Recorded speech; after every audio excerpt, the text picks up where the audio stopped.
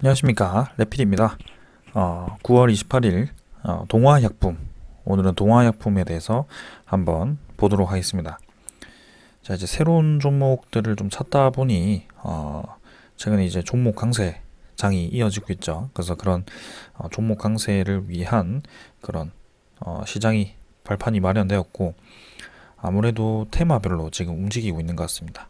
그래서 이 동화약품이라는 기업이 충분히 한번 관심 가져볼 만한 자리이기도 하고, 그런 테마가 장착되어 있다라고 생각을 해서 한번 이렇게 다루게 되었고요. 지금 이제 오늘 같은 경우는 사실 1,550원 내리면서 8.5%, 거의 뭐 10% 가까이 하락을 했고요. 사실 고점 대비해서 오늘 뭐 20% 가까이 하락을 했습니다. 그래서 아무래도 바이오 관련 종목이다 보니까 좀 리스크가 확실히 있는 종목이긴 합니다. 그래서 거기에 대해서는 좀 주의를 하면서 지켜봐야 될 것 같고요. 그래서 일단 기업 소개를 먼저 드릴까요? 네, 기업 소개부터 하겠습니다. 그래서 기업 소개를 먼저 하면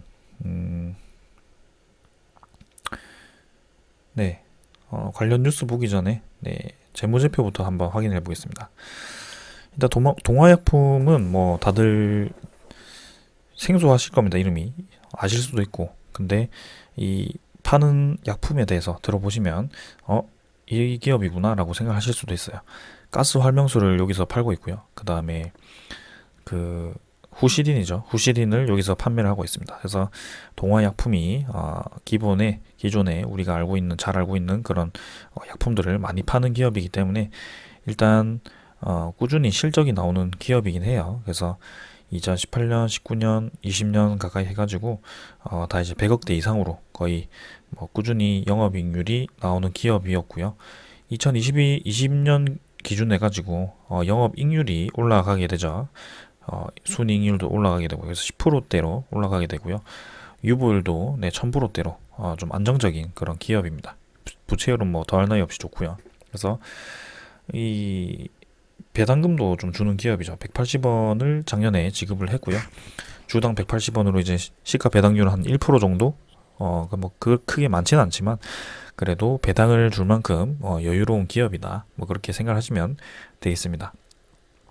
그래서 보통 바이오주라고 한다면 좀 다 마이너스, 네, 재무제표가 다 마이너스고 뭐 기대감으로 좀 올라가는 종목들이 상당히 많죠. 그래서 굉장히 위험하긴 한데요. 근데 이 동화약품 같은 경우는 사실 꾸준히 이제 실적이 나오는 그런 기업입니다. 그래서 어느 정도 리스크가 조금은 덜하다, 뭐 그렇게 생각을 할 수도 있어요. 그래서 이 2분기 같은 경우는 또 72억, 영업이익이 분기당 72억이고요. 그래서 익률도 10%대로, 그 다음에 유보율은 꾸준히 늘어나고 있고, 그 다음에 PER 같은 경우도 14, 네, 바이오 종목임에도 불구하고 12, 14 뭐 이렇게밖에 되지 않습니다. 그래서 더 올라갈 수 있는 그런 힘이 있다라고 저는 생각이 들고요. 시가총액 같은 경우도 5천억 정도입니다. 그래서 뭐 크게 많이 올라가지 않은 그런 종목이고, 외국인 보유율은 뭐 크게 많지 않고요. 상장 주식 수는 2,700억 정도, 2,700만 주, 2,800만 주 정도고요. 그래서 뭐 이렇게 소개를 좀 하게 되었습니다. 그래서 동화약품이 뭐 관련 소스가 있어야 되겠죠. 그래서 소스가 있어서 또 관심을 가져야 될 텐데, 일단 이 기업은 이 최근에 M&A 아닌 M&A죠. 그러니까 자사주를 좀 많이 확보를 하더라고요. 그래서 어, 기업에 대해서 투자를 좀 하고 있습니다. 그래서 제 대표적인 기업 중에 하나가 어, 여기 나오는데요. 여기 보면은 네, 전문 기업이죠. 의료기기 전문 기업 메디세일을 이제 편입을 하면서 종속회사로 이렇게 또 실적이 증가할 예정이라고 합니다. 그래서 의료기기에 대해서도 매출이 증가하면서 또 이렇게 실적이 개선되고 있는 과정에 있고요. 그래서 동화약품이 의료기기 신사업 순항, 그래서 매출 3천억 복귀 청신호. 최근에는 이제 원래는 이제 그 특허가 만료되면서 하나 잘 판매하고 있던 그 약품에 대해서 판매권이 없어지면서 좀 실적이 감소하고 있었다라고 합니다. 근데 올해부터 다시 한번 실적이 증가했고요. 지금 매출이 이렇게 다시 늘어나고 있고, 그 다음에 이 메디세이 이외에도 뭐 인공지능을 이용한 그 뭐죠, 엑스레이 쪽 그 기업도 투자를 좀 했고요. 여러 가지로 지금 투자를 좀 하는 것을 제가 봤습니다. 그래서 보유 현금이 지금 매년 돈을 잘 벌어들이는 기업이다 보니까 보유 현금도 꽤 있는 그런 편이고요. 그래서 괜찮다라고 보여집니다. 동화약품이 이거 가지고는 조금 뭔가 다른 바이오에 비해서는 좀과 메리 뭔가 임팩트가 좀 부족하죠. 그래서 그 임팩트를 메워줄 수 있는 소식이 하나가 있습니다. 동화약품이 그게 제가 아까 찾아놨었던 것 같은데, 네, 여기 있네요. 동화약품이 이제 코로나 치료제 개발 기업입니다. 그래서 최근에 코로나 경구용 치료제가 또 핫하죠. 이제 백신 쪽에서 경구용 치료제 쪽으로 무게가 좀 실리는 무게가 이동을 하는 그런 움직임이 보여지고 있고요. 대표적인 기업 중에는 사실은 우리나라 기업이 아니고 그 머크산가 머스크인가요? 머크인가요? 이름이 또 헷갈려가지고 몰누피나비르죠. 네, 약 이름도 어렵습니다. 그래서 그게 이제 올해 3상이 완료가 되고, 네, 이제 긴급 승인 신청을 한다라고 했는데요. 그 이외에도 이제 화이자도 있고요. 그래서 지금 경구용 치료제가 이제 나와야 됩니다. 지금 몰누피나비르가 나온다고 했는데 선구매 비용이 지금 한 알당이었나요? 뭐 90만 원? 그걸 누가 먹습니까? 그 비싸 죽겠는데. 네. 그래서 그게 이제 경구용 치료제도 이제 국산화가 되어야 되고요. 지금 백신도 지금 미국 쪽에서 주도권을 가지고 모더나 화이자가 지금 독식을 좀 하고 있는 상황인데 어, 지금 경구용 치료제도 거기에 맞게 좀 나와야 될 것 같습니다. 그래서 지금 동화약품 같은 경우는 이상 진행을 하고 있고요. 작년에 이상을 승인을 받았었습니다. 작년에. 근데 그 환자 모집 기간이 좀 걸리면서 오늘 이제 얼마 전에 그 환자의 첫 투약을 했다라고 하고요. 전남대학병원이었나? 네, 그렇게 시작을 했다라고 합니다. 그 이외에도 이제 그 연세대 세브란스 병원이라든지 뭐 인하대학교 무슨 전문 병원이었나? 뭐 여러 가지 병원에서 이제 임상을 진행할 예정이라고 하고요. 이상 진행 중이라고 하니까 이렇게 또 관심을 받게 되었다고 합니다. 그래서 약 이름은 DW2008S라고 하고 항바이러스 연구 결과 강력한 항바이러스 효과를 보였다라고 합니다. 그래서 효과는 이제 한국 파스테르 연구소가 시험을 해줬고요. 그 결과에 따르면 렘데시비르에 비해서 3.8배, 클로로킨 말라리아 치료제, 이건 이제 그 말라리아 치료제 관련해서는 신풍제약이 유명하죠. 그래서 경구용 치료제 3상 승인을 받았고 이제 진행을 할 예정이고요. 그래서 1.7배 칼레트라 HIV 치료제 대비 4.7배 높은 항바이러스 활성을 보인 바가 있다라고 합니다. 그래서 동화약품 이 치료 후보 물질이 천년 치료제입니다. 그래서 여기서 천식 치료제를 약물 재창출을 통한 코로나 치료제로 개발 중이라고 하고요. 이게 이제 사실 부대소니드라고 하는 게 이 천식 치료제에 들어가는 주 원료라고 하는데요.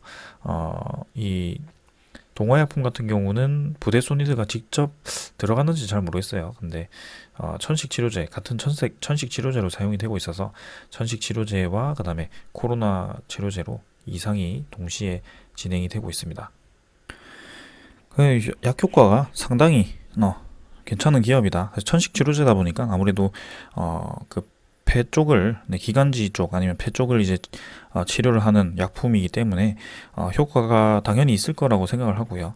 뭐 완벽하게 뭐 치료제로 승인이 될지는 아직은 잘 모르겠습니다만 이렇게 치료제 중에 하나로 관심을 받고 있다라는 것은 사실입니다. 자, 그렇다면 이제 차트를 좀 보면서 얘기를 드리겠습니다. 자, 그러면은 한번 이제 시세가 엄청 크게 나왔었죠. 그래서 계단식으로 꾸준히 이제 올라가는 그런 동화약품이었고요. 원래는 이제 실적이 꾸준히 잘 나오고 뭐 큰 움직임 없이 이렇게 뭐 잘 진행을 하던 종목 중에 하나였는데 이제 코로나 테마를 타고 이렇게 올라간 것 같습니다. 그래서 3만 5천 원까지 올라갔었고요. 만 원대에서요. 그래서 거의 뭐 이 정도 가격이면 한 4배 정도까지는 상승을 한 것 같습니다. 근데 그 이후에 이렇게 떨어진 이유가 임상 이상이 이제 승인이 되고 나서 거의 1년 가까이 뭔가 그렇다 할 소식도 없었고요. 네, 거기에 따라서 뭐 관심 밖에 그런 움직임이 있었던 것 같습니다. 근데 이제 이렇게 오랫동안 횡보하는 흐름이 있었고 장기 이평선을 돌파하는 그런 흐름이 나왔죠. 자, 보게 된다면 자, 똑같은 위치를 계속 터치를 했습니다. 지금 횡보를 할 때도 보면 박스권을 형성을 하면서 네, 진행이 좀 되었고요. 바닥 라인 형성하고 고점 라인 형성해서 크게 그 박스권을 벗어나지 않는 그런 흐름이 계속 지속이 되었습니다. 그래서 올라가면 떨어지고 올라가면 떨어지고 올라가면 떨어지고를 거의 이제 6개월 이상을 진행을 했고요. 그 올라가면 떨어지던 구간을 단 한 번에 거래량을 빵 터트리면서 거래량이 하나도 없었죠. 네, 그래서 거래량을 빵 터트리면서 이제 치고 나가게 됩니다. 그래서 장기 이평선이 이렇게 떨어지는 구간 그리고 이평선들이 모이는 구간에서 이렇게 거래량이 터지면서 수렴 구간을 돌파해 나간다는 것은 추가적으로 더 주가가 상승할 가능성이 상당히 큰 구간이라고 계속 말씀을 드리고 있습니다. 저는 그래서 타 종목에서도 그런 유사한 패턴을 많이 보고 있고요.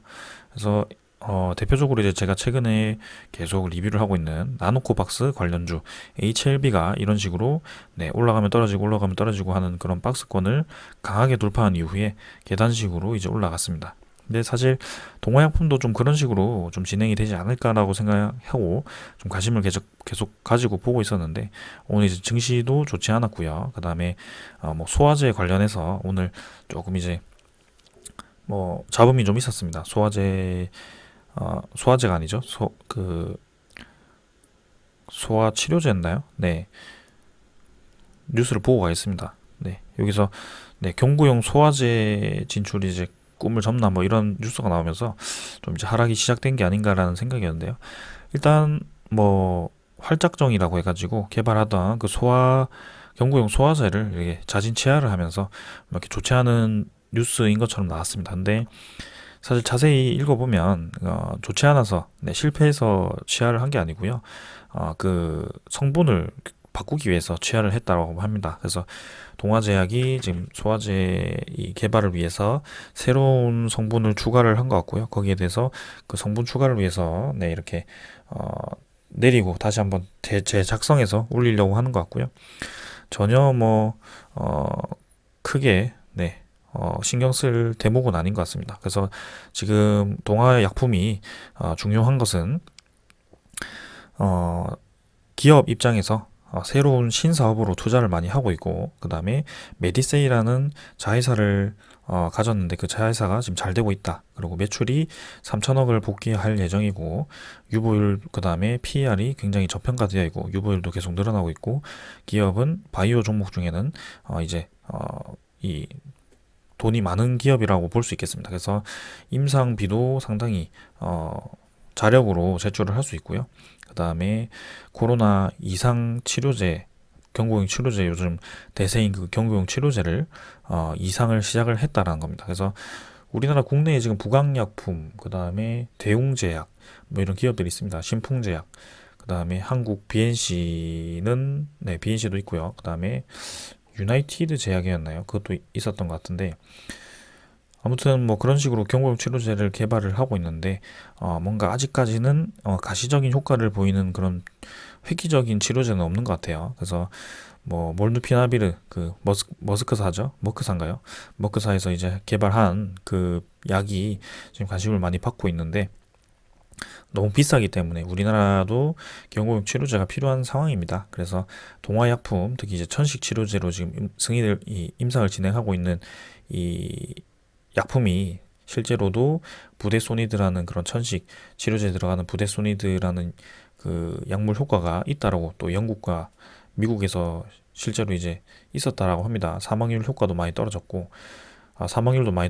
그러니까 동화약품이 직접적인 뭐 부데소니드와 관련이 있는지는 모르겠지만 이 약품이 천식 치료제인 만큼 같이 좀 테마가 엮인 것 같습니다. 그래서 지금 이 자리를 보았을 때는 저는 추가적으로 더 상승할 가능성이 상당히 높다라고 보여지고요. 만약 이제 오늘 좀 윗꼬리를 길게 달고 떨어져 가지고 241선을 까지 떨어졌죠. 근데 지지를 이제 할지, 지지를 어디서 하는지가 중요합니다.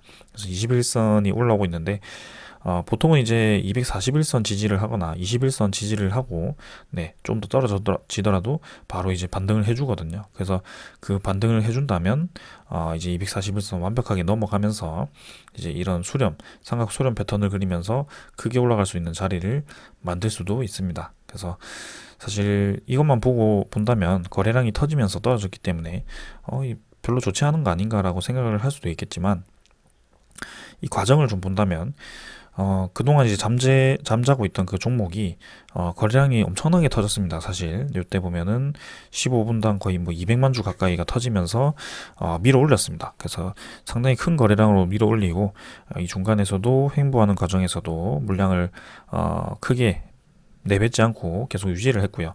그 다음에 오늘도, 이렇게 거래량을 실어서 올렸고, 이제 장이 좋지 않아지면서 그 다음에 뭐 소화제 얘기가 나오면서 이런 식으로 좀 이제 하락을 했는데요. 사실 거래량만 보더라도 이게 거의 뭐 지금 보면 상승 시작분의 거의, 네, 절반 이상을 지금 반납을 했는데, 거래량이 뭐 굉장히 적죠. 내려갈 때 들어간 거래량이 굉장히 적기 때문에 사실 주 세력은 지금 남아 있다라고 보셔도 될 것 같습니다.